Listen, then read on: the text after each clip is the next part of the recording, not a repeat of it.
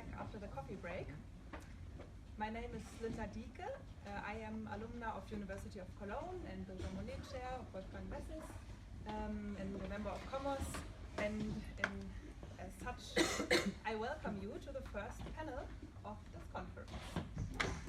We will have a look at democratic challenges of different types of federal systems. And I would like to quickly introduce the four speakers of today and our discussant. First, we take a step back from the European Union. As most of you know, Commerce and especially the DAFEUS project has a lot of sympathy for Canada. So our first case is in fact Canada, the Canadian case, Multinational Democracies.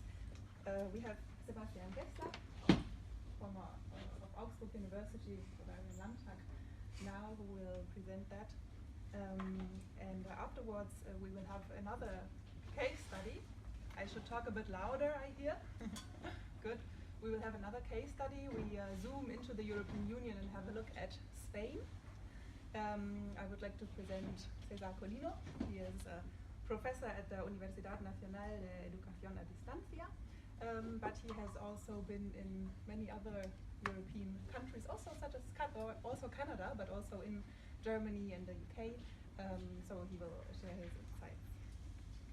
Afterwards, we will focus on the European Union. Sophia Russack, she's at CEPS and also Maastricht University. So she will especially look at the crisis of legitimacy and the reform of the EU, but especially the European Parliament. And last but not least, Wolfgang Wessels, as we would expect and also hope for, he talked about the European Council today. Totally new subject. Which was again well covered in the media this week. And he, I don't have to introduce, but he is the reason for many of us gathering here today. Yeah, afterwards, we are looking forward to the comments of our discussant, Lenka Rovná. She's a Romani professor at Augsburg University and is also kind to be in the DAFEUS advisory board and sharing her experience on European Union matters. So, we will start with Canada. Okay, well, thank you very much. Hello to everybody. Can everybody hear me? It's loud enough? Okay, awesome. Thank you for inviting me. I want to give you some insights on, or I was asked to give you some insights on the questions of representation and participation in Canada. How does it work in Canada, and maybe also like what can the EU learn from what Canada is doing right, and what might be issues that the EU should avoid, like the problems that Canada has. So that's kind of like a short overview. I want to talk about political representation and participation. I'm going to focus on the federal system of Canada. I'm going to talk about advantages and disadvantages the Canadian system has, and I want to give you, in the end, like a short overview of what the EU might be able to learn. When you look at Canada, as the EU, it is a multinational system, but it's not just a multinational system, it is also a multicultural system. And that plays an important role in how Canada works. And so when we talk about representation and participation in Canada, we cannot just focus on the multinational issue of national minorities, but we also have to talk about how does the multicultural character of Canada, how is that represented in the system as a whole?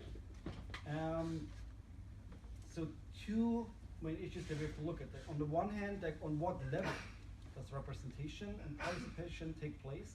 You have the federal level, you have the provincial level, and they often don't work in sync with each other. And then the question that I just brought up is like, who should be represented, or who is represented in the system as a whole? So should we focus on groups? Should we focus on individuals? If we look at groups, if we take group identity seriously, what kind of groups do we look at? Like, which kind of groups do we think are important to be represented? Do we talk about territorial communities, so the provinces in Canada? Or are we looking at cultural communities? For example, the Sikhs as a group, or for example, Muslim people as a group, or a specific set of immigrants, maybe Chinese Canadians.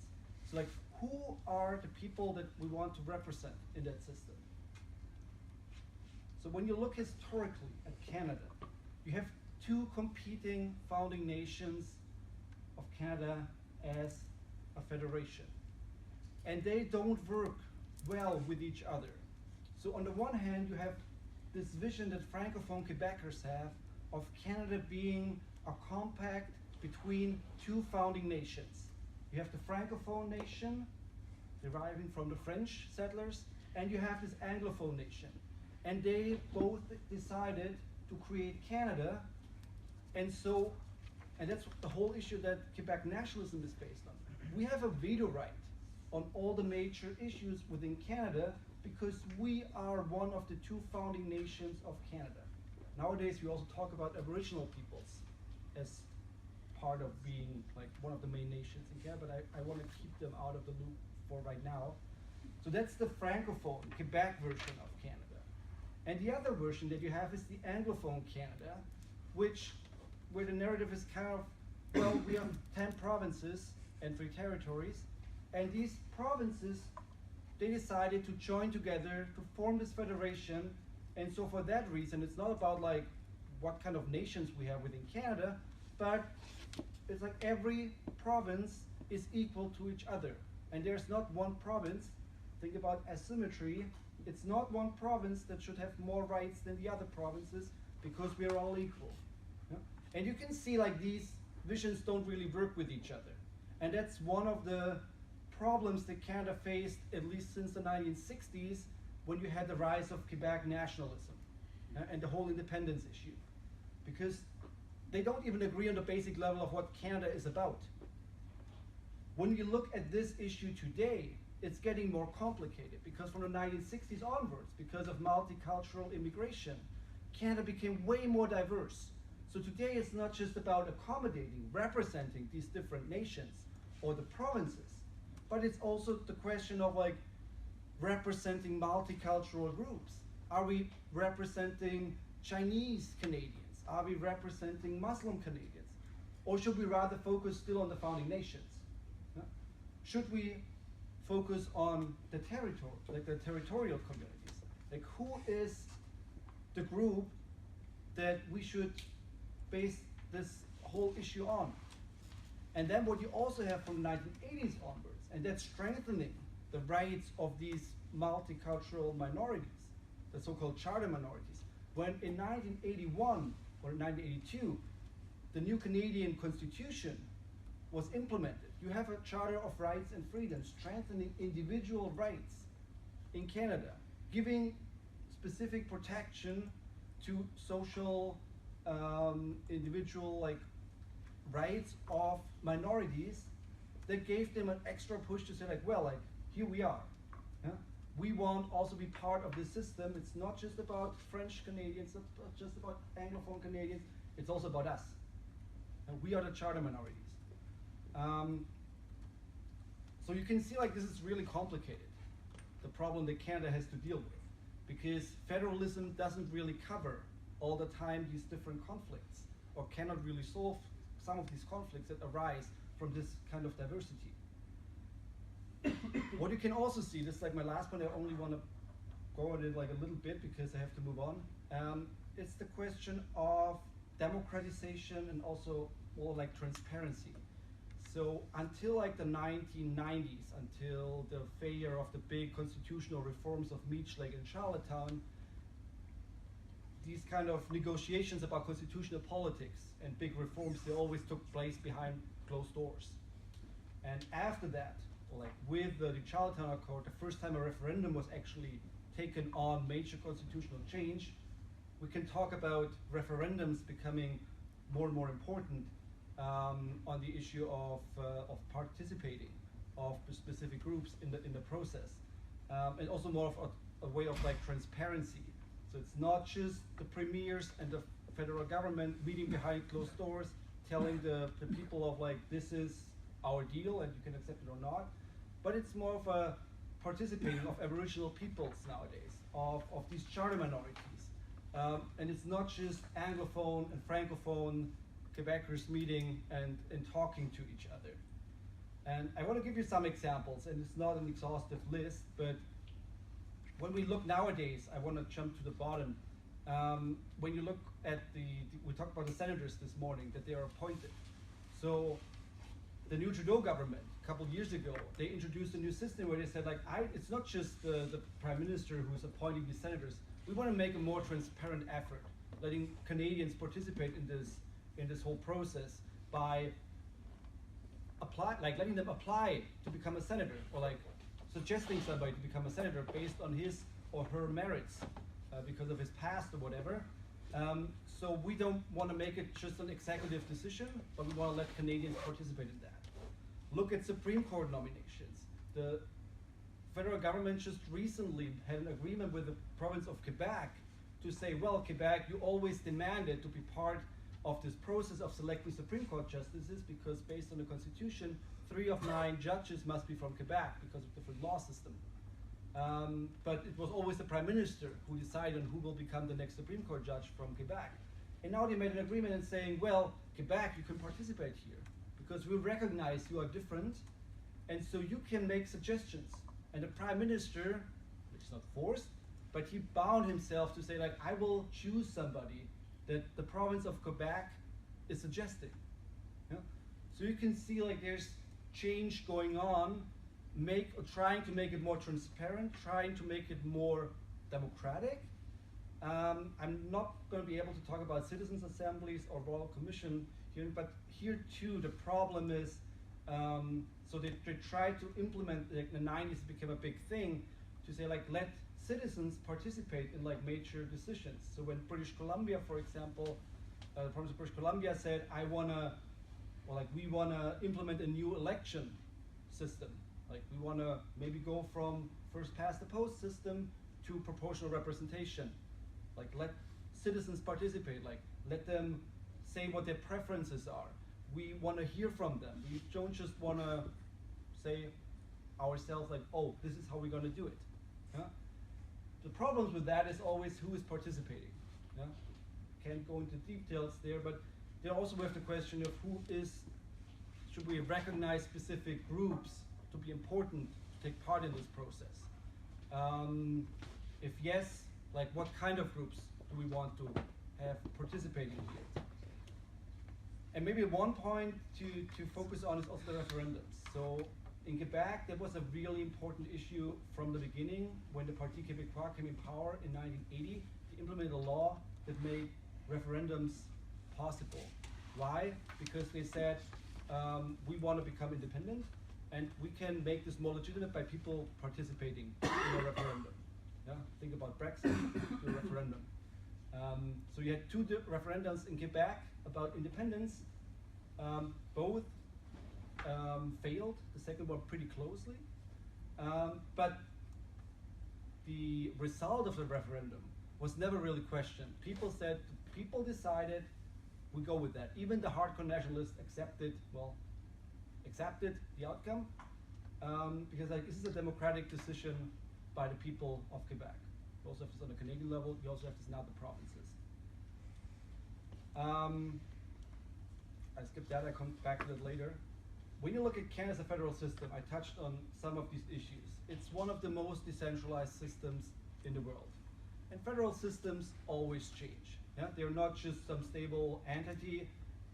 There are processes of centralization, decentralization that take place all the time. The question of representation of these territorial concentrated minorities, I talk about Quebecers now, that is related to this kind of process. Because you can say, if Quebecers participate in Quebec, if I decentralize my system, this is really, like, simple, but if I decentralize my system, Quebecers can decide more for themselves. They're not dependent on the federal government. So representation, participation might work better on the local or, like, the regional level within Quebec. So I give them more autonomy. By way of doing that, they might not want to have secession. That's the first point. Yeah? And secondly, it might be more democratic to do that. Yeah? So So that's also kind of like a debate that we have in Europe too, when we talk about giving powers back to the member states. Should we have more of a stronger European Commission or European Parliament? So this is kind of like a similar discussion. In Canada, they decided to decentralize the system over time. And when you look at it, oh, sorry. Oh, I didn't do that. Yep, there we go. And when you look at, it's in German, I'm sorry for that, but when you look at the trend, so this is from like 1867, when Canada was founded, here, and you look at the waves of centralization and decentralization. In the beginning, Canada was supposed to be pretty centralized. But because of additional review and Supreme Court, or like court decisions, not the Supreme Court, the system got decentralized. But in the wake of the Great Recession of the 30s, the federal government got more powerful again, so you have re-centralization.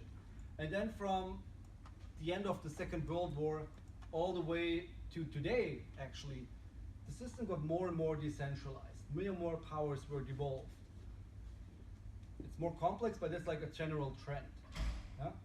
So you can see by doing this, and the Quebec nationalist movement actually was important in that way to assure this kind of decentralization taking place, because decentralization was also an effect of this nationalist movement saying, well, we want to have sovereignty, we want to be defining our own future. So the goal of the Quebecers being maître chez nous, yeah, we want to be the masters in our own home. Yeah? And we can only do this, we can only decide about our own future. It might sound similar to you when you look at the right-wing populists in the European Union. We can only do this if we get more power back to Quebec, or back to the member state. Yeah? So we need autonomy, we need sovereignty, because that also ensures that Quebec is represented better. But that's not enough, because the Constitution says, well, there are certain issues on the federal level that are constitutionally organized that Quebec cannot just change unilaterally. So it's the question of Supreme Court that I just mentioned. It's the question of the Senate, representation in the Senate, where the Prime Minister is the important figure. Yeah? But even there, they were able to come to like some agreement with the judicial nominations I just mentioned earlier. So what you can see here is there's change happening. It's not happening on actual changes of the Constitution, or if you look at the European Union, if you want to transfer it, like the main treaties of the European Union. It's happening on a sub-constitutional level. And that started that in the 1990s. And well, depending on who you ask, if you ask like hardcore Quebec nationalists, they say it's not enough. But if you look at it like subjectively, you can actually say it was quite successful in taming the flames of secessionism within Quebec. And it also has something to do with identity politics. I'm not going to focus on that. And one last issue that I want to raise is the question of cooperation between the two levels of government. It's pretty, like the Constitution assigns specific rights to the provinces in the federal government. There are not a lot of concurrent powers where both have to interact with each other. Yeah? So the Council of Federation that was created in the early 2000s was an issue that the provinces wanted to raise, because they said, well, the federal government is cheating us all the time, so we have to stick together.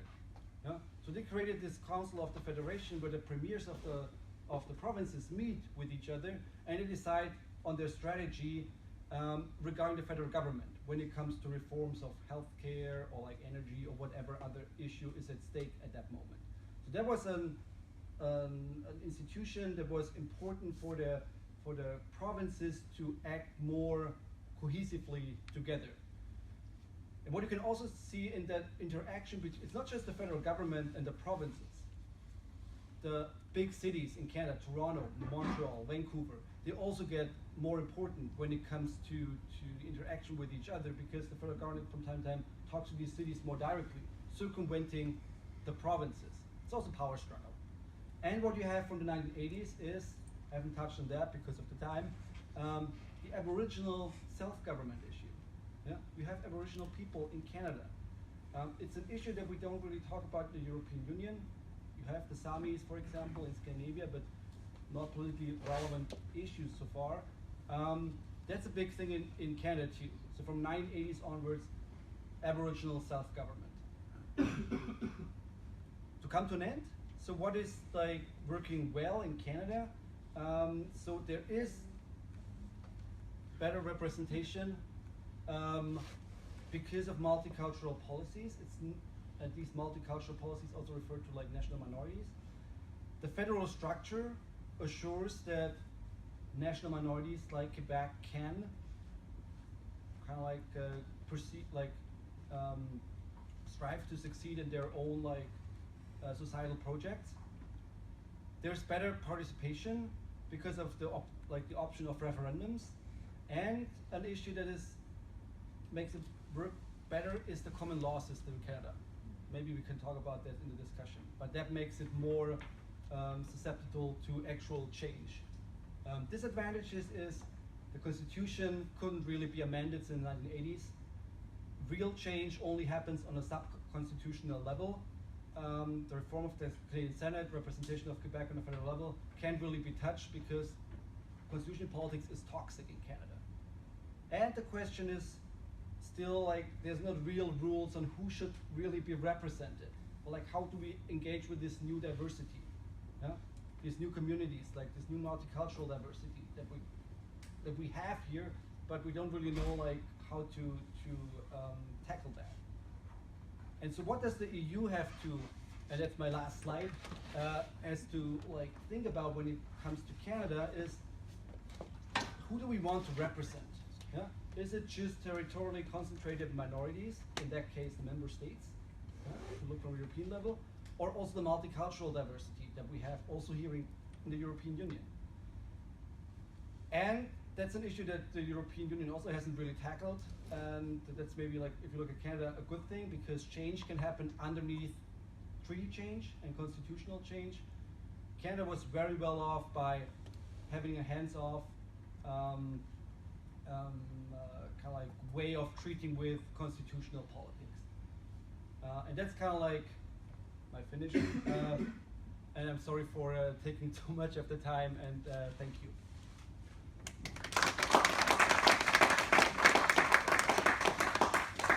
Thank you, Sebastian. Before we go on, I would like to encourage you to use our tool in case you have any questions. You can already note them down there, and we will take them up later in the discussion.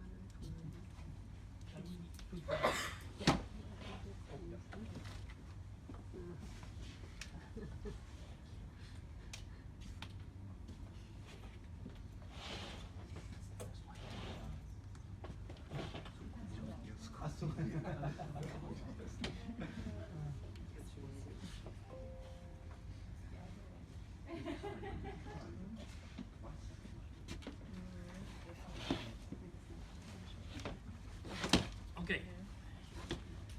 So, I just also want to begin by thanking the organizers, the honor of being in this conference, and with some of the colleagues that I know from many years, and some other young colleagues that I always like to meet. So what I was suggested to do in my presentation is to talk about the Spanish democracy, and how the Spanish democracy has dealt with multinationalism and the integration of different groups and the representation of different groups, and how successful it has been, if there is any lessons that we can provide to the European Union. Well, I would like to begin by zooming on the current situation, which is now considered as a crisis. We are in a deep crisis. We have a secessionist crisis. We have a more or less a decisional deadlock and stalemate, a fragmented political system. Legitimacy is going down, etc. So I would like to describe the current situation and compare it to the traditional Spanish model and how it had developed, and to see how was in fact the Spanish approach to accommodating diversity and to accommodating multinationalism and all that, and see what has happened and what have been the implications of that happening. So recently the there is a big debate after the crisis, after the financial crisis and all that. There has been a great debate about the consequences of our model of federalism and the relationships between our democracy, the quality of our democracy, and our model of federalism. But traditionally, if one looks at the last 35 years since the 70s, since the constitution was installed, in fact, the Spanish system was regarded as having achieved several, let's say, reasonable success in several respects in terms of inclusion, representation, accountability as a democracy, as a working federal democracy. For example, the Spanish system was supposed to have reached a growing balance of power between governments through the vertical and horizontal division of powers, a high degree of integration and legitimacy, where normally sub-state nationalist parties govern with the central parties together when there was minority situations in the central parliament, producing a kind of integration of the system, a legitimacy of the system. And all this also had happened in a relatively high degree of good governance, as one could see, for example, by the so-called Spanish economic miracle and the development of an advanced welfare state and high levels of quality of democracy. If one looks at the traditional, usual indicators, comparative indicators that measure quality of democracy comparatively in the of course, there was always, all along, there was criticisms of the system, for example, coming from nationalists or minority nationalists, and from other groups, from the left, etc., etc. Recently, then, the whole perfect storm arise after the crisis, and especially since 2015, with new parties coming to the arena, to the political arena, to the political scenery. We have experienced new phenomenon that we didn't have thus far, like secessionism, new anti-establishment parties, extreme right parties that we were free from then until very recently, increasing polarization and fragmentation of parliament, etc., etc. As you know, we haven't had a single coalition government in the Spanish parliament in the last 40 years. So we have always governed with absolute majorities or with minority governments that were, let's say, powerful enough to govern without any coalition. We have also witnessed the decreasing influence of the traditional main parties, who were normally the Conservative Party and the Socialist Party, who normally were the ones controlling the central government, with sporadic support from sub-state nationalist government or regionalist parties in the Spanish parliament. But we have also experienced an increasing public disaffection, in part due to the crisis, and also outbidding electoral competition in Catalonia, that has led to the implosion of the Catalan party system, for example.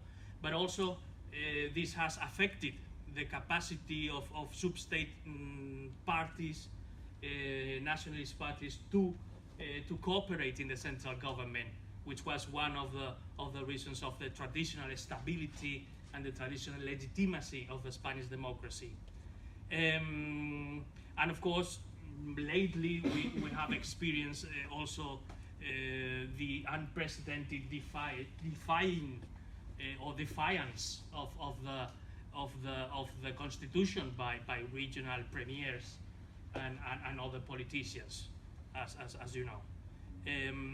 And finally, even we are experiencing now another kind of outbidding electoral competition by by the right parties in the country, which are now competing for as a kind of Spanish nationalism or Spanish anti-Catalan nationalism. They are electorally competing for the same space and for the same issues in the space of the right.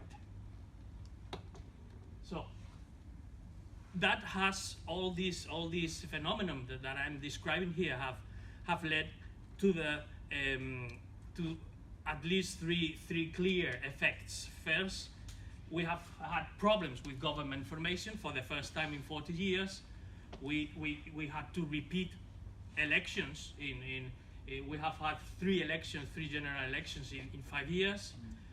We have had problems in the last two budgets to approve a budget in the central parliament, and we of course have had a kind of a deadlock or a Reformstau, as you call it, in the central parliament to implement very needed reforms of our Finanzausgleich or from our let's say our not just our federal system, but also education, national education, fiscal policies, etc., etc. And of course, this has been also reflected in, let's say, in academia and in the discussion, in the intellectual discussion in the countries in which all these crises have given, have produced a lot of discussion and sometimes very self-deprecatory and depressing discussion about our capacities and our so what have been the main objects of criticism of the Spanish democracy these days? There has been criticisms of the parliamentary sphere. For example, about its inclusiveness, about its institution, the leadership of the country.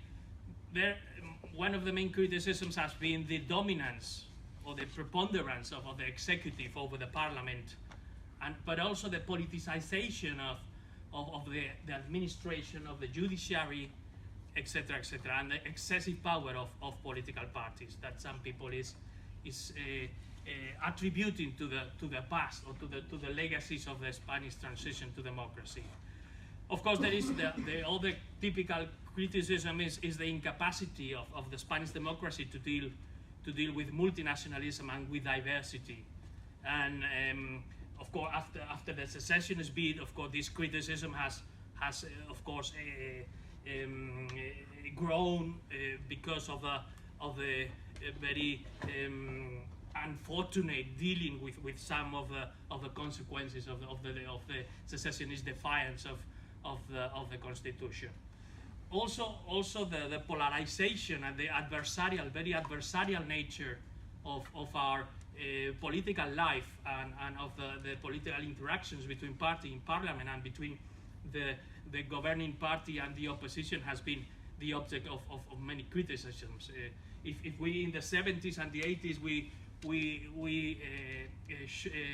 seem to go in the direction of a consensual democracy, a kind of constitutional democracy and all that, with the evolution of time in the 80s, in the 90s, we have become a clear majoritarian and adversarial political system and democracy, which has had sometimes damaging effects in the decision making and in the capacities to represent. And so there's even people saying that we are heading for democratic deconsolidation and stalemate, etc., etc. I think I don't necessarily share all of these criticisms. I'm just listing them here, and I think some of them are too exaggerated and don't understand that in other countries similar things are happening. So. But the funny thing is with this evolution is that the explanations that we find to understand this state of things, this what you could call this perfect storm in Spanish democracy now. It's funny how the three factors that were normally used or that were normally proposed to understand the success of a Spanish democracy in the last 35 or 40 years are now used paradoxically to explain its demise or its problems, its difficulties. For example, the transition in the 70s is now blamed for many of our current predicaments. Is seen as the legacy, preventing more participation, preventing more representativeness of our parliament, explaining the excessive power of parties and the politicization of many of our institutions, etc., etc. Also, our territorial model, what we normally or usually used to consider a very integrative and flexible territorial model and a kind of open-ended model of federalism, which was able to adapt. Now is seen also in part responsible for some of our predicaments. Is considered, for some people, is considered too centralist and too unitarist, and for other people is considered too decentralist and too chaotic and centrifugal, etc., etc. So some people would say it prevents real accommodation, and prevents cooperation, participation, etc. So you would have the two positions about our model, but in any case, there are not many people defending our model now. And our parliamentary system, which also had produced majorities, had produced effectiveness, and had prevented decisional deadlocks and decisional problems, and had worked pretty well during the last 35 years, it's now also accused of being incapable of reaching consensus and having produced too adversarial politics and too inefficient, let's say. Okay, then what are I was going to go through very rapidly through which were basically the kind of vindicate our model and how our ways of accommodating diversity. And I'm gonna go very, very rapidly through all this. The first one, the first device or the first instrument that we had used, that was ambiguity in symbols, and ambiguity and flexibility in the organization of our integration, of our territorial integration. The second one had been the recognition. Okay, thank you. The second one was the recognition of diversity through formal and also informal asymmetry. We had, as you know, we had produced a system of decentralization a la carte, or autonomy a la carte, which was instrumental in many ways to incorporate different aspirations for autonomy. Also to respect cultural differences, to incorporate different co-official languages, etc., etc. But also, we also developed several guarantees or safeguards for autonomy by reinforcing the reform procedure for regional statutes that had to be agreed with the central government and cannot be amended by the Spanish parliament. But we had used also informal policy asymmetry to adapt to the different aspirations or the different needs of different autonomous communities that took on specific competencies in different systems. And we also had some, let's say, consensual or consociational informal practices in the composition of our central cabinet, in the constitutional court justices, the selection of our constitutional justices, etc., etc. So then you would say there are two basic visions. One optimistic view of our system of accommodation, and the two of them, they have, of course, different proposals for reform. The first one, which would be more optimistic, would propose a reformed Senate, would propose better participation and multilateral cooperation, a better system of financial compensation, and a reinforced local government. The pessimistic view, which considers that asymmetry and recognitions have been insufficient, that there hasn't really been enough recognition of existing national identities in the country, and that the plurinational nature of the Spanish state has not really been recognized in the constitution, and autonomy has been low quality, etc., etc., is the other vision of the system, of the effects of the system. And of course, the responses proposals or the reform proposals for this vision, or coming from this vision, are different. And what they suggest is a formal recognition of a kind of different status for those autonomous communities in which a nationality is present, or a double national identity, both Spanish and Catalan, or both Spanish and Basque, for example, is present.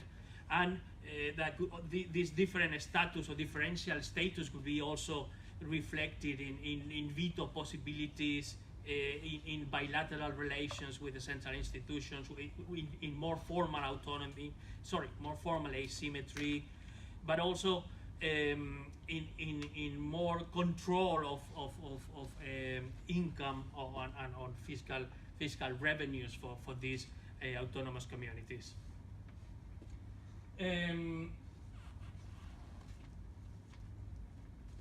Okay, and what can we do? So what are the solution? Of course, we are discussing. We have this national discussion about what are the possibilities, and what are the roads not taken before. So we should explore new roads that we haven't really used in our system.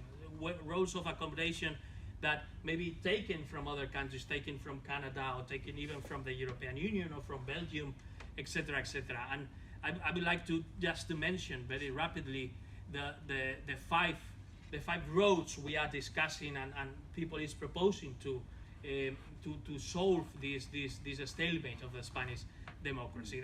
The first one would be symbolic recognition of several national identities. As you know, the distinction in the constitution between nationalities and regions has not really been pursued to its ultimate consequences. So there are some people proposing this as one of the first things to accommodate the now, let's say, polarized secessionist movements and politicized secessionist movements. Further share rule, participation and special veto rights, special formal asymmetry or even fiscal sovereignty in the similar kind of what now Navarra and the Basque Country have. But there are also discussion about the different notions of sovereignty that we really haven't really explored, or plurinationality. If one looks at the case law of the Constitutional Tribunal and the jurisprudence and legal interpretation, one would see that this notion of sovereignty, or the idea of several demoi in the country, etc., has been until now has been a taboo. So and it's difficult in part due to our legal culture and to our political culture. It's difficult for these notions to make a let's say go through the Spanish public sphere. And also, as you know, there is the whole debate about the right to decide, or the right to succeed, and the possibility of a kind of a Spanish Clarity Act, similar to the Canadian one. There are some people proposing a kind of Clarity Act and recognizing the possibility of asking or giving a channel or channeling the aspiration, the secessionist aspiration, through some type of referendum. So I don't know if we we can have any lessons. In any case, Europe has some parallel problems to what we have experienced, and I would say that we could be of some usefulness in terms maybe of how we have dealt with flexible accommodation and in policies, with diversity recognition, and with the idea of establishing some kind of reforming some kind of shared rule. But of course, I don't make any claim that we can teach so far anything, because our situation now is not about teaching anything to anyone. Thank you very much. Sorry for the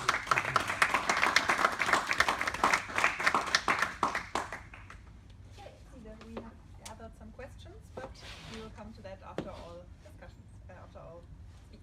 Yes, thank you very much. Thanks a lot. After having heard some national perspective, and before we hear more about the European Council, where we talk about democracy in a multi-level governance system, then we of course cannot avoid the European Parliament, and so I'm going to focus on this in my brief interventions. I'm gonna base my statements are based on a paper that I wrote in which I looked how representative is the European Parliament, and the EP comes of course naturally in focus when we talk about European democracy. However, I find that let's say the DNA of the European Parliament is different to national parliaments, and therefore we cannot kind of apply the same criteria when we look at also at the democratic quality. This is basically the point of my departure. And in this paper, I assessed the institutional differences between the EP and the national counterparts, and I did this along 3 lines. First of all, the way that national parties translate into European groupings. Second, the missing link between executive and legislative branch, so the Commission and the Parliament, and the connection, or we should rather say disconnection, between members of European Parliament and their constituencies. And I also looked at one of my favorite topics, the Spitzenkandidaten procedure, and I treated this as a case of an institutional reform idea which has been taken from national level, applied to the EU in the expectation to have a positive effect on democracy. I will spare you most of the procedural details because you know all this. What I will limit myself to in my statements are 2 things: the elections. I know we will also talk about it tomorrow, but I mean this week we cannot not speak about the elections, so I would like to kick this off. I will make 2 points on this, and on my favorite topic, the Spitzenkandidaten, here also I will make 2 points. So my first point on the elections is on actually something that doesn't really feed into my argument, but I find it very interesting. It's on digressive proportionality, which is actually very boring, but bear with me. So, as we know, small member states are overrepresented in the European Parliament. That means the numbers that vote for 1 MP is smaller for smaller member states, or the other way around. 1 MP from Luxembourg represents about 100,000 people, whereas from Germany around 800,000 people. So this means parties which have more success in smaller member states tend to be overrepresented in the EP. And this actually has an actual effect on the composition. And at SEPS we did a little experiment yesterday, and this is what I wanted to share with you. So if the seats were to be allocated proportionately, so strict proportionately, without the digressive, then we see that the difference between the EPP and the S&D will be much smaller. Actually, now we have a difference of about 26 seats. It would be less than 10, because the EPP is stronger in smaller member states, whereas the S&D is stronger in a few big member states, such as Spain and the UK. And even more interesting, the difference between Greens and Liberals, now we have 69 and 105 seats respectively, so a difference of 36 seats. However, both actually gathered the same amount of total votes. And again, the Greens are more successful in bigger member states, such as France and Germany. So parties are disadvantaged when they score in big member states. And that's also one of the main problems that the German Constitutional Court sees with these elections, and why it led to its verdict that these elections are not equal. So I just thought this is nice to kick off the talk about elections on this event. What I also wanted to say is, so my second point is on the so-called second-order national elections characteristics of the EP elections. As we know, in '79, the direct elections were introduced to kind of give a European political space, European dimension, and we know this didn't really happen. Since then, we repeatedly talk still about second-order national elections in the past 40 years. What does it mean? The turnout is generally lower, small parties and the parties on the fringes are usually stronger, government parties and established parties are weaker, the media attention is smaller, and the discussions evolve around national politicians and national topics and national politicians. And these trends can be explained basically by three things. First of all, very simple, less is at stake. So voters care more about who governs in their home countries than who sits in the European Parliament. So therefore we have less politicized campaigns. Because of that, voters have less motivation to kind of vote strategically with their head or according to their ideological preference with their heart, but as we say, with the boot, so out of protest. And that leads to the fact that government parties are punished because they make themselves, of course, much more vulnerable than parties that are currently in the opposition. So the second-order national election character, the grand coalition of the two biggest camps, plus the gradual expansion of the EP's power as an institution, these were the three trends, let's say, where we would say that these influenced internal politics since '79. But now, two of them, of course, have been slightly reversed. I think these counter trends we should discuss later. But that leads me to my second chapter, the Spitzenkandidaten. And here I would like to say two things. First of all, there was no effect, and second, why was there no effect? This is a system which was copied from national level. It was copied from parliamentary systems, particularly German case, of course. This is where this term comes from and still lingers on for whatever reason. In which citizens do not directly vote the head of executive, but they vote for MEPs, and the MEPs vote for the head of executive. And the aim was basically just to give some electoral certainty, right? So if you vote for us, then we promise you we're going to put this person in charge, which works very well on national level. So the rationale also on EU level now was we kind of raise the stakes, increase the stakes of these elections. We, for the first time, connect the legislative and the executive branch, and therefore trigger more interest in the elections, in European topics in general, and then on the long run also increase the turnout. Now, we know that did not happen in 2014, where this procedure was applied for the very first time. There was no tangible effect. Turnout hit an all-time low. Now we're thriving on a high because now it increased quite massively again. But I mean, again, this is up for discussion. But was this because of Franz Timmermans or Manfred Weber? I doubt this. Also, after 2014, there was some more in-depth studies conducted. Not only, I mean, we didn't only look at the turnout, but we also there was also some studies asking the people, and we found out that, or not me, but there were studies that found out that people were largely unaware of the system as such, that they had basically no clue that their vote translates indirectly into the office of the Commission President, and second, the individual candidates. So actually, to give you a few numbers, when we looked at Luxembourg, France, and Germany, and of course generally the countries where the candidates were from, yes, these people were a little bit more aware. Luxembourg, France, Germany, when they're been asked, do you know the system, then we have values of around 60 to 70%, but if we go northern and eastern, then it's about a third of the population who could say that. The lowest rate, of course, the lowest number in the UK, unsurprisingly, with about 14%. And then if you ask for individual candidates, then even in Luxembourg, it was only 55, and it drops to 25 in Germany and Belgium, and on average it was about 8. So 8% could name one or more of the lead candidates. And in the UK, by the way, only 1%. So I think it's quite safe to say that the Spitzenkandidaten system was not a success. It did not change the second-order national election kind of syndrome of the EU elections, and it did not lead to more European democracy. What it did, of course, it kind of increased the institutional power of the European Parliament, and it was quite helpful in gaining more power in selecting the Commission President for the Parliament. So it altered, it affected a little bit the institutional balance, but it did not make people more aware of European elections. Now, my second point on this, why was there no effect? And I find who we should blame are parties, and this is both national parties and Euro parties. Because if we look at at what happened after 2014, there were a lot of thinking how to improve the system and how to make better use of it.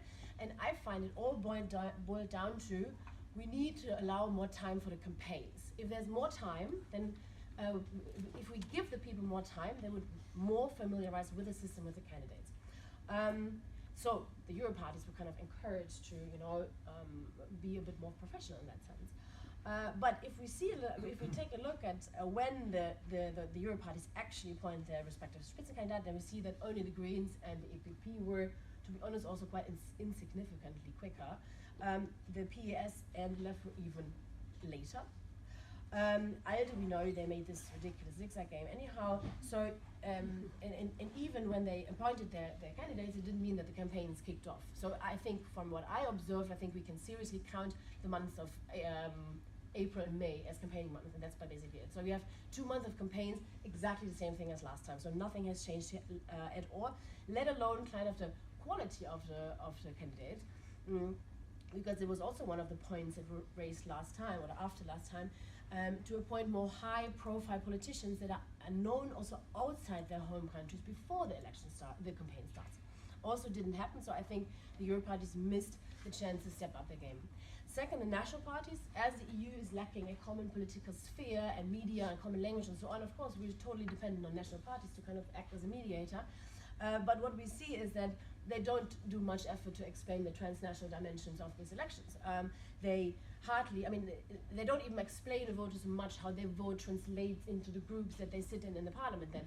From a German perspective, I can say, I had a look at the ballot, at the election posters, and the EPP was the only party that kind of had a little EPP remark, like on a tiny one on the right top of the huge poster.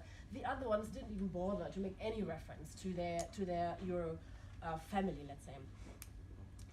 Also, they all have their own manifestos. They hardly refer to the manifestos that all the Euro parties have, and so on. So why? That's quite simple. They want to get more votes, they want to get more seats and more influence, and they do this much more likely with their own logos and their own party name, politicians, and so on. So that leads me to my main and final point.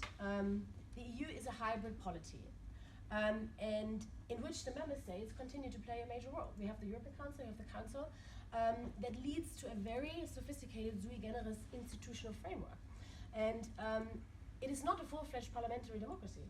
And I think this is just important to keep in mind, especially what we see right now, that the European Parliament cannot introduce a binding Spitzenkandidaten procedure because there's this other institution, the European Council, which has equal say and which at the moment has quite a tight grip on its prerogative to appoint the Commission President. So I think the Spitzenkandidaten procedure is a nice point in case that institutional reform ideas taken from national level and put on to apply to EU level don't always have to be a success. Thank you very much.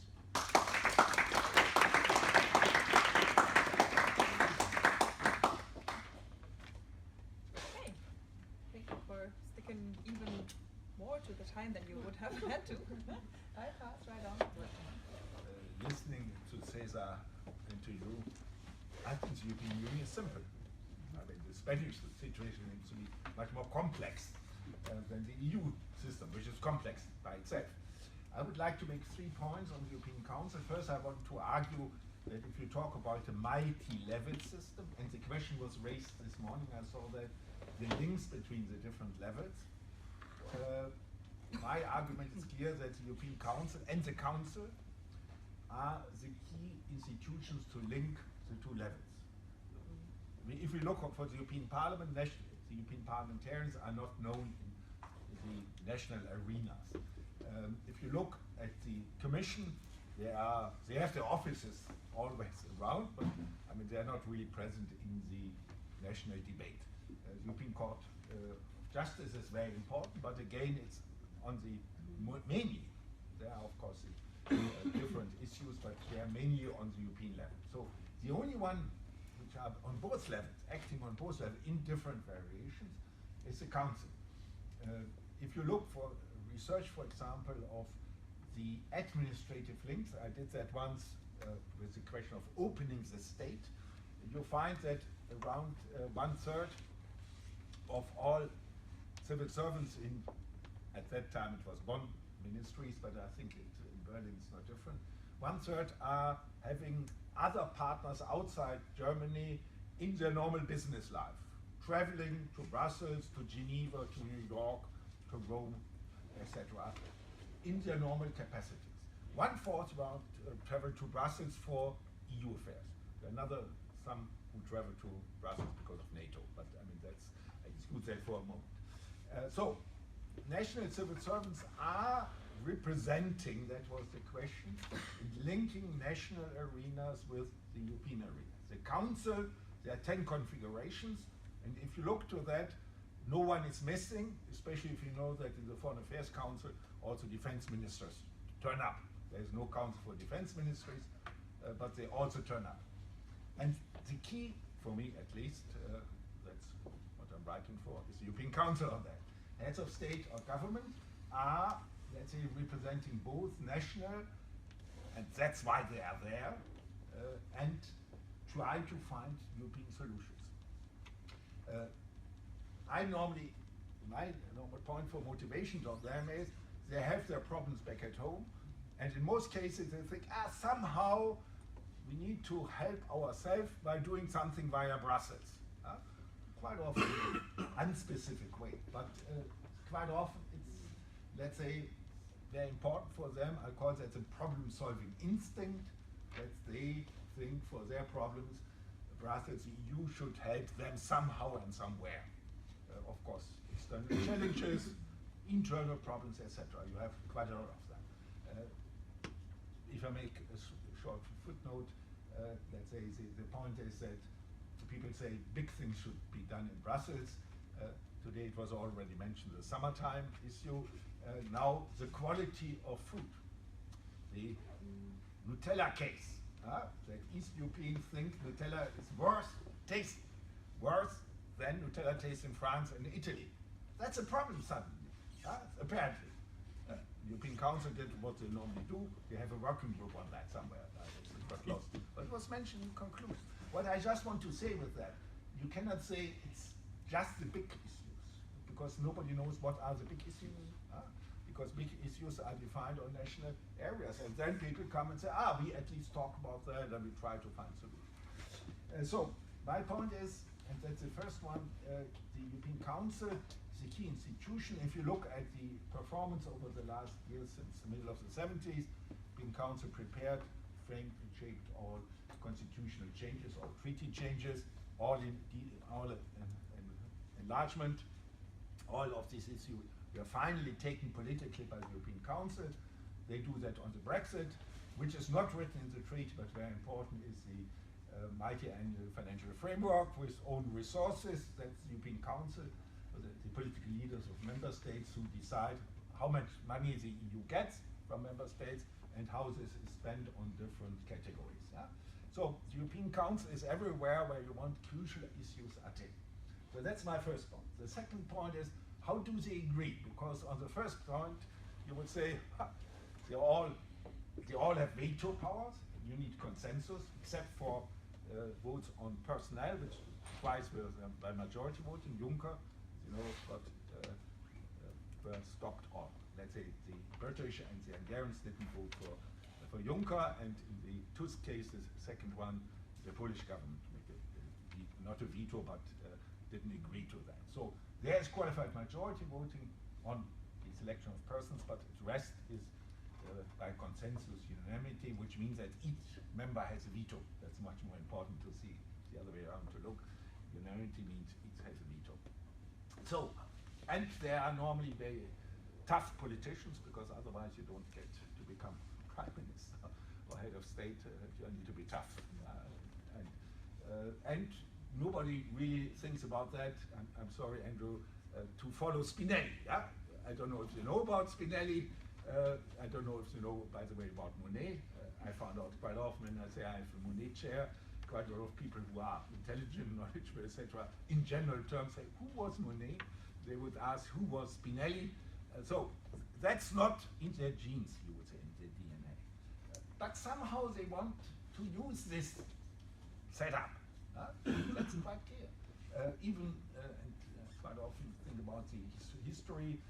When we talk now, there are so many, let's say, negative people. At the beginning of the 80s, we had three: Thatcher, the early Mitterrand, and Papandreou.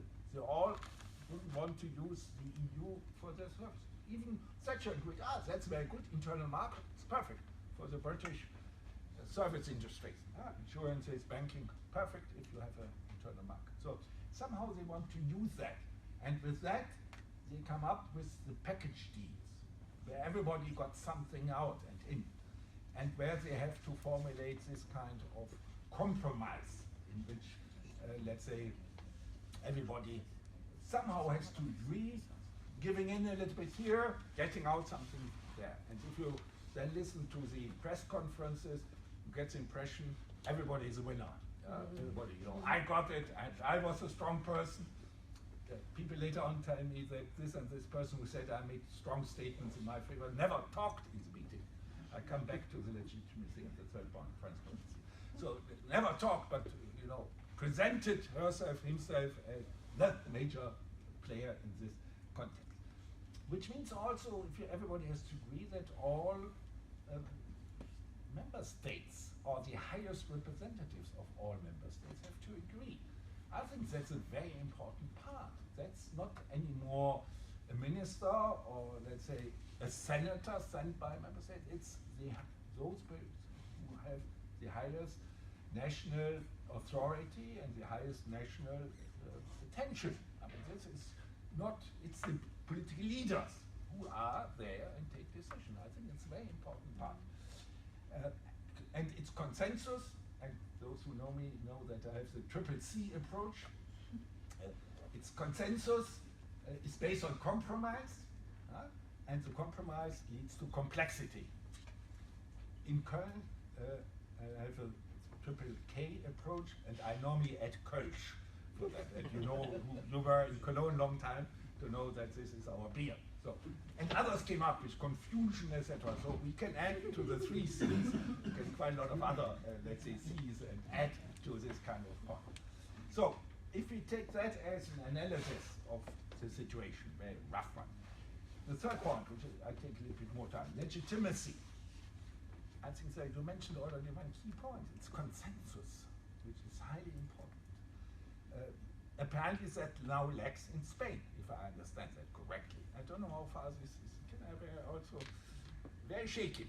But there, the European Council contributes that there is a broad consensus on major policy, on all treaty changes. And we shouldn't realize that treaty changes were quite considerable in moving up areas, core principle or core areas of national sovereignty up to the European Union.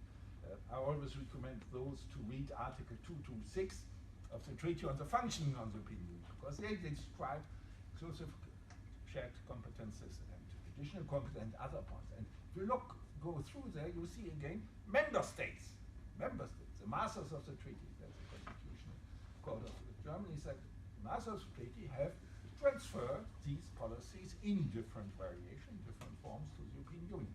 So it was not imposed on them. It was not imposed. That's the Court of Justice, as I look at you from the Max Planck, you were in the Max Planck. My colleagues from Max Planck think that the Court of Justice goes beyond what is in their competence, by interpreting the law. I mean, they're very clear on that. And of course, other people say creeping competence by the Commission, etc. That happens. I wouldn't say that's not important, but that's not the big point. The basic point is the treaty changes where member states said we want that national ministers travel to Brussels and say we want to have this kind of policy because it might be of interest for our purposes. So consensus, I think, is a major point. And I think, in my interpretation, that's perhaps slightly normative, I would say when we talk about the peace functions of the European Union nowadays, it's no more these classical traditional ideas of the late 40s, 50s, perhaps the 60s, that the European Union integration prevented a direct hot war between between states, between France and Germany. I think that was never possible after the Second World War, given the American dominance in West, etc. But let's say how to shape the relationship. There the European Union was highly important. By the way, NATO too in a different way. But the Union was highly important to shape, let's say, the way to deal with different interests in a, let's say, complex way with a court, with a parliament, and with this European Council, where the national leaders would try to find solutions.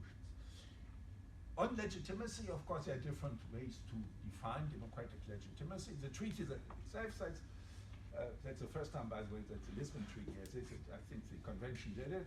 On representative democracy, they say we have two pillars. One is directly elected European Parliament, and the other one is European Council, and Council which is democratically elected by citizens on the national level. So the idea is to have two pillars representing us as citizens. Yeah, that's, let's say, the idea which the treaty. We have the long debate by Scharf between input and output legitimacy, we have other considerations. I would like to turn to Leipart, because you mentioned it already, consensus and majoritarian, that the European Union by Leipart, that was 10 years ago, he wrote that when he was younger, is very much a model of a consensus democracy. For those who not studied it, Leipart makes a difference between the British model and the Swiss model. One is majoritarian, clear majorities. Nowadays you would laugh about that. Clear majorities for a certain time. And the Swiss model where all parties are within the federal government. It doesn't take care too much of referenda, which of course are important in the Swiss case. So let's say in the EU is a classical case of this consensus democracy. He argues that's necessary because you have too many differences between the states and cultures. And this is one point, for example, if you would make the proposal to elect the president of the Commission directly, you would of course have more than half of the member states directly against it, because all smaller states would say, I look at my Czech colleagues, they would say, we don't have any vote in that. It's the three largest now, if we think that Britain will leave us, it's the Italians, the Germans, and the French, because they have the majority, they will elect it. The vote of the Czechs, even the Luxembourgs and Maltese, are totally not represented there. And that, by the way, is also one of these arguments for keeping one commissioner per member state. To say, let's say, we have still a voice there. Voice opportunity is, I think, a high important point. So the consensus machinery, I think, is of high importance to have and to see that as a value. If you follow my triple C approach, this includes that we are frustrated as normal citizens because it's complexity. You don't know when and how things are working. Because you find many people, actors, veto players around. It's very difficult to find who finally took the decision. You might find the institution to take the decision, but who at the end is the European Council? And that's my last point, because this morning there was also the question of transparency. Of course, the European Council tries everything not to have a transparent procedure. It's a rule of the procedures. On Tuesday, when they talked about personnel, the rumor is, I don't know if this is correct, that all mobile telephones of all participants had to be given up before, so there was no mobile telephone in the room, because apparently they want to talk among themselves. For those who study negotiations know that this is apparently necessary. That I don't know, I look at my colleague from the faculty, I think there are also sometimes meetings which are not, where you don't find any minutes, but which at the end are the most important ones. Yeah? So let's say, apparently this is necessary, that if Merkel would have said openly on Tuesday, well, we are still for Mr. Weber, but if we get the president of the European Central Bank, we might give up. Perhaps she has said that, I don't know. But that would be, for me, a logical way she might have argued. But if she would have said that, I know what kind of reaction you would find everywhere now in her party or in the German parliament, etc., in the media. So I think we have to discuss how important transparency, total transparency is in this. In any case, it's not existing. And those people who want to take the decisions really do everything to prevent it. There are some notes always of the note takers, which some people get. I never got it, but some of my colleagues get it and write about this. But the note takers don't take the full minutes. I still don't know if there are really minutes of the European Council. Oh no, and somebody said, no, I have them in my drawer, this kind of attitude. So transparency is an issue. And let's say just to demand transparency of that, I don't know if this will lead to anything. If you have transparency meeting openly there, that means that major decisions are taken before, that people meet, which they do in any case, but let's say that's even more, and this would lead especially to the weakening of the smaller states, because the European Council for smaller states is highly important. That's a voice opportunity. There they can confront the Franco-German couple and say, no, we don't like this one. Otherwise they're out. I mean, that's, I think, especially smaller states profit from this. So, I try to also address the questions. The linkage is by the Council between the two levels. If this is sufficient, we don't know. The linkage also, the regional representatives are in the Committee of Regions, which has nothing really to say in the decision-making process. Parties are linked, but we heard also that the parties not just linked, are not perfectly linked. So I think the major channel between the two levels is still the council structure with the European Council. In this sense, it's a summit of it. If this is sufficient, I don't know. If this leads to responsiveness, because I think that's an important issue. It's not only representation in formal terms, but also responsiveness. If I listen sometimes to some European parliamentarians, I like them very much because they are very progressive. But are they understood by citizens? And are citizens want to follow them? They don't need to worry too much because they are on the list, and if they have made good, let's say, links within their parties, it will be always on number 3, 4 of the list. Nobody cares really about number 3, 4, 5, 6 on the list. And they can then develop their own idea. Most of the time, I think in a very progressive, very reasonable way. So let's say they are reasonable persons, the parliamentarians, but how responsive are they? How are their links with their citizens, their voters? I think it's an open question. But that's, let's say, where the European Council might still come in, because still the head of government is the person to be known there. And I think therefore it's very important. The question, what kind of reform it should start, because that's the point here, it's, let's say, another issue to which I don't want to turn.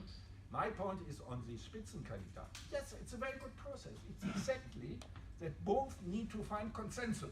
It might be more complex, it might lead to more, let's say, uncertainty with voters, but that's where at the end you find this consensus. And then you have a good distribution of persons who might not be the best and brightest for the positions, but there are some from more Eastern, some from Southern, some of Central, some from this party, some from the other party. So at the end, at least it reflects a consensus.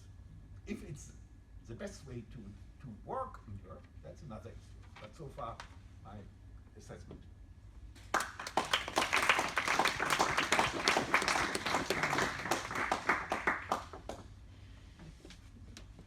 Thank you very much. I was appointed as a discussant for this panel.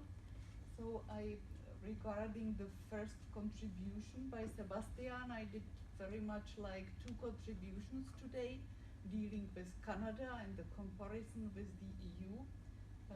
I would like to quote the father of current Prime Minister, Pierre Elliott Trudeau, who said that Canada is a loose confederation of shopping malls. And he also spoke about 2 founding nations. You spoke about that they are not relevant anymore because their only strength is to destroy Canada, but not to construct it, to build it. It was, of course, overestimation, but this was his way how to deal with Quebecois nationalism. And then what was his principle? It was principle of just society, to have this civic principle. But we know that it doesn't work always. And this is the question which was tackled before by Andrew Duff, and also by Sebastian, and also by César, and this was the question of identity, belonging, and loyalty.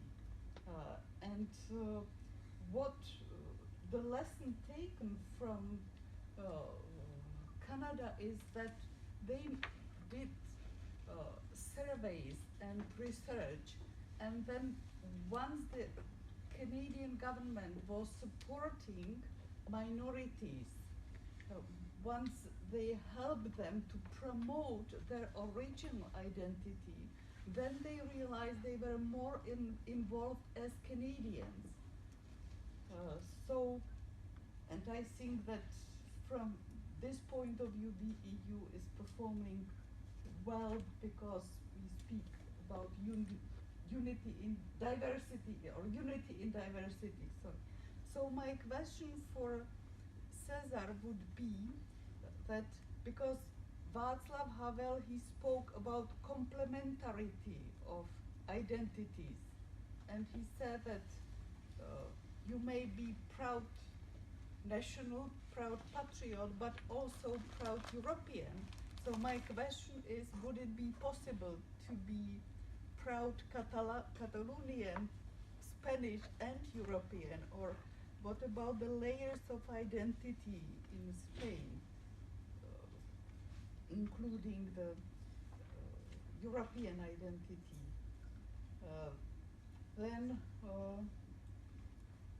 regarding the contributions about European Union, I very much like Wolfgang's fusion theory, which he introduced us to before, and this was also referred to today. And Sophia also, it was interesting about speaking about less politicized campaign. By the way, the main topic of Czech election campaign was the question of quality of food, because it was realized that, or found out that the quality of food is worse in new member states than usually it is in old member states, if we use this term. But so maybe we start with César, and then we look at the questions you posed here, and I will go there to read them. So, yes, yeah, that's the very well taken point. I mean, in fact, it is not only possible, but in fact, it is the most numerous, or the majoritarian position in Catalan society and also in Basque society. You know, we tend to measure this with some specific and very also famous questions, which were developed by my colleagues Linz and then my colleague and friend Luis Moreno, which is called the Moreno question in the specialized literature, which ask about the different the identitarian sentiment or attitude of the citizens, whether you feel only Catalan or more Catalan than Spaniard, the same Catalan as Spaniard, or just Spaniard, etc., etc. So we have this 5-point scale, which has been used for many years. We have been using this scale since the 70s in Spain, and it was also exported to Scotland and to Flanders and to other places, and what systematically this scale produces is the result that the majority of the population shares identity, so has non-exclusive identities. So, for example, in the last years, the exclusive Catalan identity, it's around 20% or something like that. But most of the other people in Catalonia, they share different identities as Spaniards, as Catalans, as Europeans, etc., etc. So it's not only possible, but it's the typical, which means that if you want to make an institutional design which is compatible with that position of most of the population, you should come up with some type of federal arrangement that really reflects this duality or this hybridity of identities, of course. So that's the case. Yeah. Should we maybe take up the highest voted question? Yes, and then I think that the first question dealing with awareness of EP elections is connected with that one for Sophia dealing with. It's a bit below, yes. Yes, Down there, did the election prove wrong? Yeah. Mainly with the boot. So should I read it to you? I think probably Yeah. it's Yeah, so, again, perhaps. it's about the Spitzenkandidaten procedure not raising the awareness for EP elections, and if there would be another, or what would be a solution to actually raise the awareness for EP elections. And the other question is if the last election proved wrong that people mainly vote with the boot to EP elections. So questions maybe to all, but since it's your favorite topic. Exactly. Yeah, awareness. I think that it is a step in the right direction in terms of awareness. It is a right step in the direction of kind of making it less elitist, and kind of open the dialogue. But as I said, I just think that the national parliaments play such a crucial role, and they're absolutely not motivated in changing anything. So as long as what we see right now is an idea which is not quite consistent. It's a step in the right direction, but as it is right now, it doesn't change anything. It only is a theoretical discussion in the Brussels bubble. Anyone who gets excited about the Spitzenkandidaten is part of the Brussels bubble. That's it. Like it doesn't reach down, and that's the point. I think it is an idea worth thinking about further, worth developing further. But I'm also quite critical because I don't see the main people, the main stakeholders that should do so, as in the parties, being any motivated to change it. So that's about the awareness, and then about the boot. Well, that is very difficult to say because we know that there was no Eurosceptic surge. It was not as dramatic as people have predicted it. The predictions went up to a third or something, and now I think if we calculate the right wing Eurosceptics, and I think we have like 23-24% compared to 20 before. So yeah, I think it was a bit dramatized. It's not as bad as it could have been, but the results across member states are quite different. While in some countries it's better than we thought. In some, look at Italy, it's horrible. So I would say the boot. It's generally still the tendency, yes, because it's kind of second order national election criteria that I talked about. I think they are still applicable, but they are very different across different member states. I think that is, yeah. Yeah, thank you. I think that was also a sneak preview to tomorrow's panel on the election. So let's maybe move to the question of referendums, which was also raised and which maybe Sebastian could say something to. So there's a popular question about, are referendums a good idea for federal systems? I think that's the wrong question. Or I would not agree with the assumption of the question, because as I read it, the assumption is, well, if we have referendums, then something like the Brexit is kind of like the effect of that. And I would rather ask why, and we talked about this earlier, so why do we have this kind of secessionist movement, for example, in Catalonia or in Quebec? Or the Brexit is some kind of secession too. So what is the reason that we have something like that? And it's not, I would not assume that as soon as we have a referendum at some point, at some place, there will be secessionist movements popping up, but they are based on some collective grievances that these national minorities might feel. Yeah, they might be justified or not. I mean, that's always a subjective thing. So the actual question should be like, how can we address these kind of grievances? And that's what Canada, well, depending on who you're asking, like if you ask hardcore Quebec nationalists, they would say like nothing has changed, it's still the same.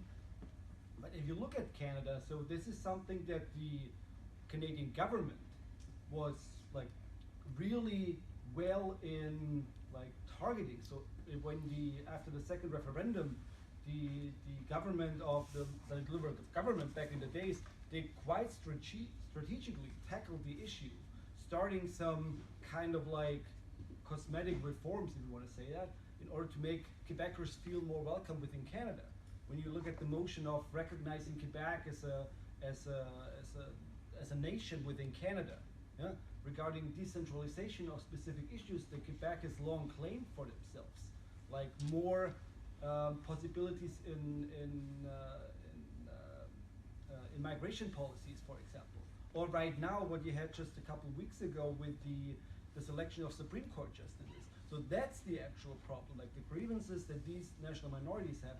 I wouldn't say that you have a secession just because there is a referendum. So Brexit is not automatical, but it's more of a, well, maybe the bridge, they thought that our problems that we have with the European Union, they were not recognized in a specific way, so that's why we have to like use this mechanism. But it's not like that 70 or like 80% of the British population said we want to get out of the European Union. That was a pretty close call. Same for Quebec, could also have been the other way around. But yeah, so I wouldn't like think about the issue from a more strategic way. So I think it's the wrong perspective on the issue. Okay, I see some responses directly to that issue. Less on the referendum, but on the Spitzenkandidat. I mean, a couple of us have been quite active around for many meetings, radio interviews, etc. I thought that a little bit the Spitzenkandidat became more known in Germany, in this area where I'm, especially that, let's say, the television interviews or television debates had been quite good, especially if I may say, the Dutch was so perfect in German that, let's say, that was made already an impression. And even I saw in Cologne on some of the Litfaßsäulen the Dutch candidate. The SPD has put forward the Dutch candidate. How far this had an impact, I wonder, because when you ask more people near, people are not aware of that really and didn't see the link. But I would recommend to make the same studies you did after 2014 or whoever did, to see if there were some kind of changes coming up or not. My point is still Spitzenkandidat is good as long as the parliament understands that they cannot determine before the European Council, because that changes the balance. And as I said, the consensus is necessary that the heads of state and government also agree, at least in the last majority, to these persons. Yeah? So we need to have this consensus. So I think that's important. But at the same time, the European Council knows that the President of the Commission is elected by the Parliament.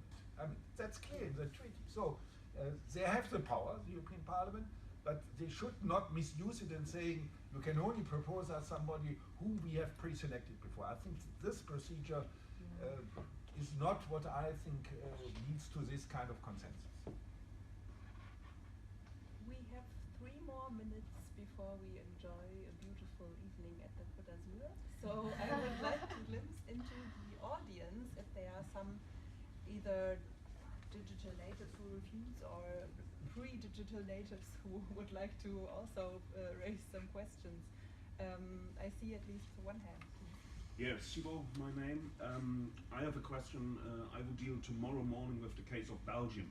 And in Belgium it is a little bit different. We have the majority of Flemish-speaking Belgians who want or who is a little bit more critical about the future of the Belgian state. And my question is, we have for the minorities in Belgium some protection units, you can say, some protection laws, the so-named alarm bell procedure and the so-named interest procedure. That means if from the language communities or the political parties from the minority, the Walloonian minority or the German-speaking minority, if they have the case that they say that is against our interest, they can stop the lawmaking process for 6 months, finally. Is there something comparable in Spain and in Canada? Is there something that will protect minorities, that they can find a compromise over the 6 months, and that they can delay law in this process? Should we first also pick up the second question, or is it very unrelated? It is close to this one, even if it is a little bit different. Yeah. It came to my mind when I listened to you talking on Canada, but it applies to Spain and to what Andrew said on the European Union too. That is a federal system as a dynamic system under evolution. A 50-year-old theory said that federalism is a permanent process of negotiation. And my question is, you said that the Lisbon Treaty has not been exploited. The passerelle clause is something of a dynamizing element in on this federal path, so to say. And it might be a solution for a case like Canada too, and Spain as well. The question is how to introduce a dynamic feature into more than a constitutional, a dynamic feature into a federal system. One path could be to use the principle of subsidiarity, which as such provides an opportunity for renewal when a federal system faces a new challenge. So how would it work in Canada, and how can it work, and in Spain as well, to put more efforts on a dynamic aspect of the federal system than a static constitutional one? Before I would ask you to answer, I take up a third question, and then we can see who answers to what. Yes. Okay, thanks. My name's Laurie Thorlickson, and my question builds on these previous ones, and that is, I think it's really interesting here to think about processes of change and flexibility adaptation. So we have, in the European Union, I think the Spitzenkandidaten process is a good example of that, because we've got a very entrepreneurial European Parliament that was able to jump in, flexibly interpret the treaty to say, and this is what it means to us, and then hang that onto some accepted norms to help cement the legitimacy of that, and then hope that would continue. And I think the Canadian case also has an interesting example, and this is with the Senate, and it's not with Trudeau's innovation to say, well, let's consult. It's what happened earlier under Conservative governments when in Alberta they said, we're going to hold elections because we want an elected Senate, so we're just going to go ahead, create legislation, elect what we will call senators in waiting. And then what happened fell along party lines, and you had Conservative governments in Ottawa that ended up actually appointing some of those elected senators to the Senate, not all of them. No Liberal government in Ottawa ever did that. They ignored that list, but two Conservative governments did. And so I think it's interesting to try to think about the processes of when does that type of adaptation and innovation work? What are the ingredients that we need? I mean, looking at the Canadian example, maybe we can say, oh, maybe that was a failed case, or it might be too soon if the Conservatives return to power this autumn in Canada. Maybe we'll see a revival of that. The provincial government just elected in Alberta has promised to revive the legislation that develops those, or that leads to those elections occurring. In the European Parliament, what's the future trajectory of the Spitzenkandidaten? It's looking a little bit shaky now, but when do we need that type of innovation, this sort of on the hoof, let's build this and see if we can make it stick, rather than formal constitutional change, which in any federation, as well as in the EU, is often very, very difficult, protracted, and often ends in frustration. Thank you. And short answers by everyone who would like to answer. Okay. Let's start there. Yeah, the Belgian colleague. I would say that we don't have those type of mutual veto possibilities, because the situation is a bit dissimilar with the Belgian case, because we as you know, the protection of minority language we do at the level of the subunits. It's not that much an issue at the federal level, because yeah, the linguistic situation is a bit different, because we have a common language, which is basically the one used in the federal institutions, and the protection of minority language we do at the level of with the status of co-official languages that are protected and under the regional laws and all that. We have now the discussion about introducing more protection for the co-official language at the center, at the central level, and that's one of the discussions we are having now. But of course, the problems or the possible conflicts between the individual rights of the speakers of different language are dealt with by the courts, like in Catalonia. As you know, this has been an issue in Catalonia, because the majority of the Catalans speak Castilian Spanish, but they cannot learn in their own language, so they cannot go to school in their own mother tongue, and this has produced some problems that have gone to the courts, and that there is some individual rights are arguing. Some people are arguing that this goes against the individual rights and against the policy of positive discrimination in favor of Catalan. So we have maybe the problem here is a problem with the majority, is the one who is being kind of minorized in a sense, and that's the conflict we have had in some of these. Of course, there are also complaints coming from the minority languages. They say they cannot be used that easily in the federal institutions.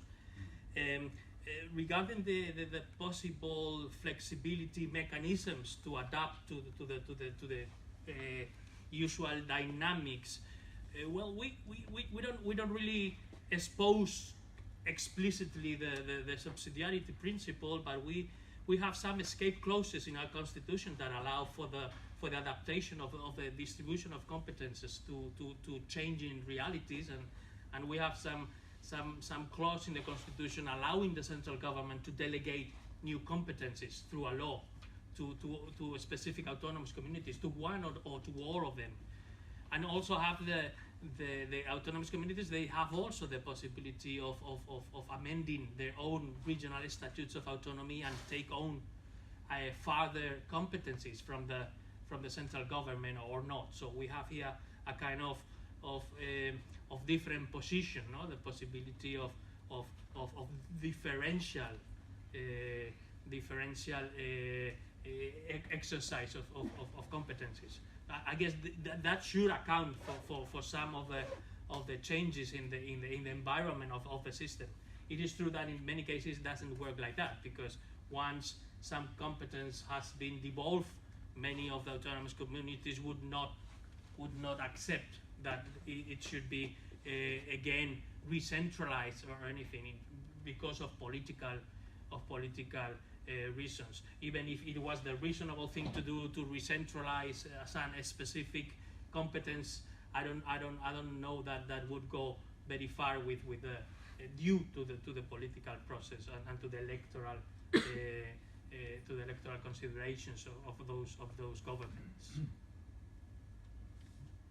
You jump in? No? Then we move on. Yep. I start from the back.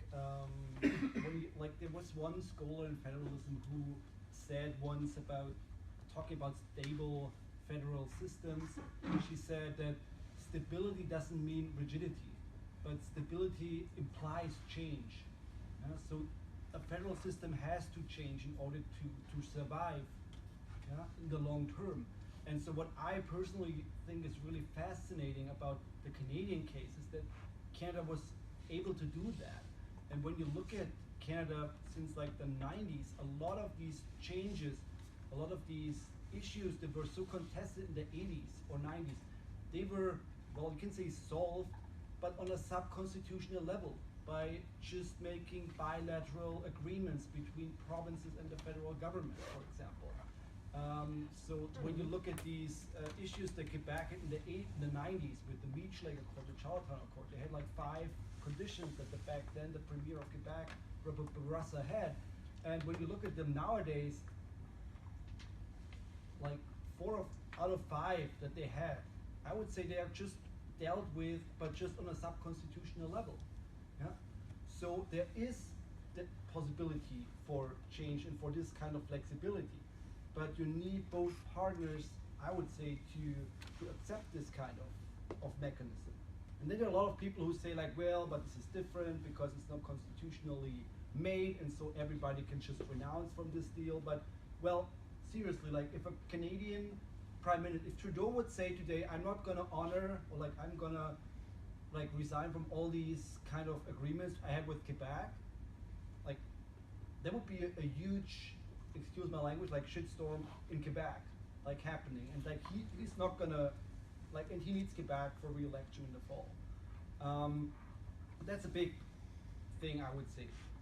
And then the other issue regarding the mechanisms that might be there, well, in like Canada, the 2 levels of government are really separated from each other. So like the federal level is doing its thing and like the competence it has guaranteed by the Constitution, and the same is true for the provinces. There is this old clause, I think it's still there in the Constitution, and well, Laurie maybe can correct me, but like the issue of disallowment, where the federal government could technically say, like the law that the province has passed does, like it's unconstitutional, like whatever, like we don't agree with that, and then they can take it back. But I think that's never been used in the, like at least not in the last like 100 years. So technically, I think the federal government has some power to disallow like legislation on the provincial level, but as far as I know, that's never been used. Wolfgang, for the final comment, could you maybe answer our top question? Are we already confused, but on a higher level to finish this panel? Now we could vote for that. Yeah, if you have the voting mechanism, you can vote yes or no on that. I'm confused. Okay. No, that's up to you. Everybody has to decide for him or herself. You know, the more confusion, the 4th C, confusion, after the other 3 Cs. Oh, thank you very much.